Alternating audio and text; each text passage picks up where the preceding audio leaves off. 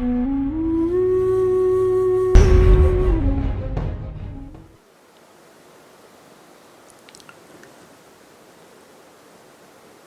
के लिए पहला प्रश्न है।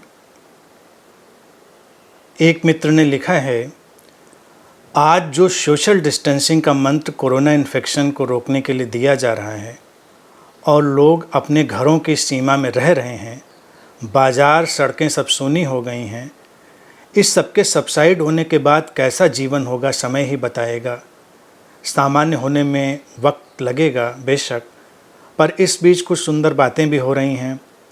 लोग छोटी छोटी असुविधाओं का शोर नहीं मचा रहे हैं, परिवार के साथ समय बिता रहे हैं, कुछ अच्छी पुस्तकों को पढ़ रहे हैं, पोल्यूशन कम हो रहा है, नॉइज़ पोल्यूशन बहुत कम हुआ है।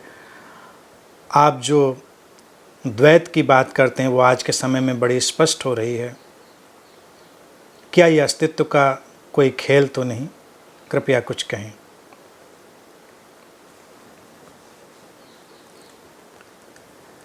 देखिए, जो है वो अस्तित्व का खेल तो बेशक है ही है। यहाँ वही होता है जो ये पूरा अस्तित्व चाहता है, जो पूरी समग्रता चाहती है। जो हमें सकारात्मक की तरह दिखाई देता है वो भी, और जो हमें नकारात्मक की तरह दिखाई देता है वो भी, ये उस विराट अस्तित्व के नियम के माध्यम से ही, उस कॉस्मिक लॉ के चलते ही घटता है। हम बहुत सारी चीज़ों को पसंद करें या नापसंद करें, इससे अस्तित्व में बहुत अंतर नहीं पड़ता। अस्तित्व का जो इंटरेस्ट होता है, या कहें जो टोटलिटी का, समग्रता की रुचि होती है, या परमात्मा की जो रुचि होती है, वो किसी एक व्यक्ति विशेष में नहीं होती, वो किसी समुदाय विशेष में नहीं होती, वो किसी देश विशेष में नहीं होती, वो किसी स्पीशीज विशेष में नहीं होती। वो तो समग्रता में रुचि रखता है अस्तित्व। तो जो ये विकास और संतुलन घटता है, ये समग्रता के लिए घटता है, टोटलिटी के लिए। अब ये जो परिस्थिति का प्रश्न उठाया है कि जब सामान्य होगा तो क्या होगा, ये तो वक्त बताएगा। बेशक वक्त बताएगा, हम लोग उसको देखेंगे। लेकिन ओवरऑल अगर हम देखें तो हमारे सामने बड़ी रोचक सी चीज़ें आएंगी। जैसे कि ये नेचुरल जो बैलेंसिंग की बात उठाई, इकोलॉजिकल बैलेंसिंग की, पोल्यूशन वगैरह की, वो तो है। अभी देखिए, कई शहरों से जहाँ से हिमालय दिख सकता था और नहीं दिखा करता था पोल्यूशन की वजह से, भारत में ऐसे सब तस्वीरें चल रही, वहाँ से वो दिखने लग गया। अभी कल ही किसी ने मुझे वीडियो भेजा दिल्ली की यमुना का, कोई होगा किनारा यमुना का, जहाँ पर कोई शख्स उसको शूट कर रहा है और पानी बड़ा साफ पानी के अंदर भी दिखाई दे रहा है। तो उसका कहना भी था, जो सार्थक और सही भी था, कि नदियों को साफ़ करने की ज़रूरत नहीं है, उनको गंदा ना करने की ज़रूरत है। इधर नदियाँ गंदी नहीं की जा रही हैं तो नदियाँ साफ़ हो रही हैं। अच्छा हो रहा है, बहुत अच्छा हो रहा है। अब ये जो बीमारी भी आई और ये आतंक आया, ये भी लोगों के ऊपर शारीरिक, मानसिक, भावनात्मक अलग अलग तरह का असर उसका पड़ रहा है। लेकिन एक रोचक स्टैटिस्टिक्स देखें, गणित देखें। जैसे हम जानते हैं कि रोड एक्सीडेंट्स में बहुतायत में लोग मारे जाते थे। पूरे विश्व में हर आधा घंटा में कई एक्सीडेंट्स हो रहे होते थे। उसकी बड़ी लंबी स्टैटिस्टिक्स है, सर्वाधिक लोग मारे जाते हैं। अब चूँकि गाड़ियाँ ही नहीं चल रही, लोग घरों में हैं, तो आप देखिए जो मृत्यु का वो आंकड़ा था वो ख़त्म हो गया। तो इस वायरस से जो लोग मर रहे हैं और जो लोग वैसे मरते जो नहीं मरे हैं, आप उसको अगर बैलेंस करेंगे तो आपको लगेगा इस दौरान जो ये संकट है, इस दौरान लोग कम मर रहे हैं। वैसे शायद ज़्यादा संकट गहरा होता और लोगों की ज़्यादा मृत्यु होती। अब कितनी सच्चाई है कितनी नहीं है, बल्कि एक रिपोर्ट तो ये भी थी कि देखिए ओपीडीज़ नहीं चल रही हैं हॉस्पिटल्स में, फिर भी केसेस कम हो रहे हैं, और शमशानों में भी लाशें कम आ रही हैं। तो अचानक क्या हुआ अब अगर उसमें कुछ प्रतिशत भी सच मान लिया जाए ऐसी बातों में, जो मैं एज्यूम करता हूँ कि हो सकता है, क्योंकि हमारा जीवन तो साइकोसोमेटिक है, बॉडी माइंड से चलता है, शरीर का भी उसमें बहुत रोल है और मन का भी रोल है। और मन में अगर एक बदलाव आ जाए, माइंड में एक शिफ्ट हो जाए अचानक से, तो बड़ा अंतर पड़ेगा माइंड में उस शिफ्ट के हो जाने से। एक बड़े संकट पर जब फोकस हो जाते हैं लोग, तो तमाम छोटे छोटे संकट भूल जाते हैं। लोगों की तमाम बीमारियां भी उनके मन से संचालित होती हैं, ये हम जानते हैं। तो अचानक लोगों के मन में जो ये परिवर्तन आया है, उससे बहुत अंतर पड़ने की संभावना है। लोगों के विचारों में अंतर पड़ रहा है, लोगों की भावनाओं में अंतर पड़ रहा है, उनकी लिविंग में तो अंतर पड़ ही रहा है। एसेंशियल नॉन एसेंशियल का अंतर लोगों को समझ में आ रहा है, जिसकी मैंने बार बार चर्चा करी। 9 दिनों में भी हम लोग जब बात कर रहे थे तो उसकी बात कर रहे थे कि हम कितनी बेकार की चीज़ों में अपना टाइम वेस्ट कर रहे होते थे। आज उनके बिना भी काम चल रहा है, आप शांति से घर में हैं, सब अच्छे से चल रहा है। लोगों के एक्सपेंसेस भी कम हो गए हैं, क्योंकि फिजूल खर्ची करने का कोई उपाय नहीं रहा।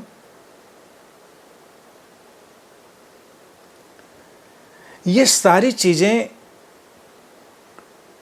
देखा जाए तो कितनी होपफुल हैं। अस्तित्व का अपना ही ढंग होता है अपने आप को रिजुविनेट करने का और अपने आप को आगे चलाए रखने का। लोग घबराते रहते हैं कि अब आगे क्या होगा, कल क्या होगा, कल ऐसा हुआ तो क्या होगा, ये हम सोचते रहते हैं। अस्तित्व में इन बातों का कोई वजूद नहीं है। यहाँ तो वही होगा जो होना है। और अगर इस प्लैनेट को, इस जीवन को आगे चलते जाना है, तो इसमें रिवाइवल के तमाम प्रोसेस चलेंगे, तमाम प्रक्रियाएं चलेंगी, अननोन ढंग से चलेंगी और उनके अपने परिणाम आएंगे। ये परिणाम लोगों को आमूल-चूल बदलते हैं। मेरा तो ये कहना है कि जो जनरेशन इस वक्त का साक्षात्कार कर रही है, जो विटनेस कर रही है जनरेशन इस टाइम का, वो बहुत फॉर्चुनेट है। सैकड़ों सालों में ऐसा घटनाक्रम आता है जब पूरा विश्व एक अलग ही दिशा में जा रहा होता है और लोगों को अपने जीने की प्रायोरिटीज़ बदलनी पड़ती हैं, तय करनी पड़ती हैं। जीवन एक करवट ले रहा होता है।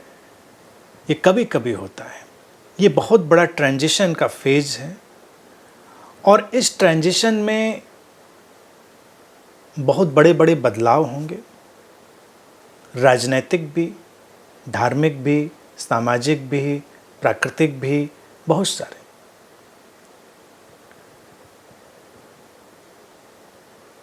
झूठ और सच का जो कारोबार है, जो दुनिया में चलता है, वो भी अस्तित्व की मर्जी से ही चलता है। लेकिन उसके जो डिग्रीज हैं और उनकी जो वैल्यूज हैं वो बदलेंगी।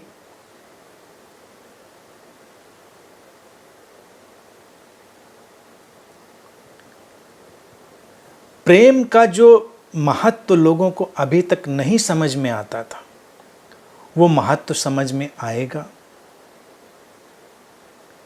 मानवीय जीवन की जो गरिमा है और महत्व है, वो लोगों को समझ में आएगा। धीरे धीरे लोग सीखेंगे, धीरे धीरे बहुत सारी चीज़ें बेहतर होंगी। मुझे लोगों पर बहुत यकीन है और सकारात्मकता नकारात्मकता जो किसी भी तल पर चल रही है, उससे कोई भी विचलित होने की ज़रूरत नहीं। ये मंथन है। मैं बार बार इस बात को रिपीट करता हूँ। भारतीय दर्शन की जो महिमा है, गरिमा है और उसकी गहराई है, ये पूरे विश्व को इस समय दिखाई देने लगा है और वो बड़ा खूबसूरत है। भारत ने जो भी मिथक, प्रतीक, कहानियाँ गढ़ी, जिनको हम यूं ही हवा में उड़ा दिया करते थे, उनके अपने मायने हैं। ये जो समुद्र मंथन की कहानी है ना, ये वही वक्त है, मंथन है, जीवन के सागर में मंथन है। विष निकल रहा है, अमृत भी निकलेगा। देवता और असुर, समुद्र मंथन की कथा क्या कहती है कि देवता और जो दानव हैं, देव और असुर, ये अलग अलग पार्टी में बंट के मंथन प्रारंभ करते हैं। देखो तो कितना खूबसूरत प्रतीक है। वही आज भी घट रहा है कि आप तटस्थ नहीं खड़े हो सकते, आपको इस पार या उस पार होना पड़ता। जैसे महाभारत के समय भगवान कृष्ण ने किया, कौरव और पांडवों के बीच युद्ध की स्थिति बनती है, वो उसका उपयोग करते हैं मनुष्यता के रूपांतरण के लिए, अपना संदेश देने के लिए।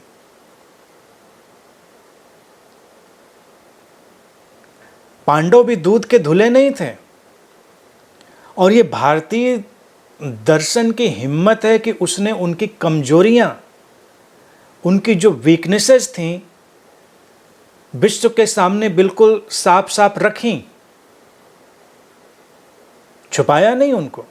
युधिष्ठिर तो उसकी कमियां हैं, तो अर्जुन है तो उसकी कमियां हैं, भीम है तो उसकी, जो भी पांडव हैं और जो भी और लोग हैं, कृष्ण चुनते हैं लेशर इविल को, जो कम दुष्टतापूर्ण है उसका चुनाव करते हैं और उसके साथ खड़े होते हैं।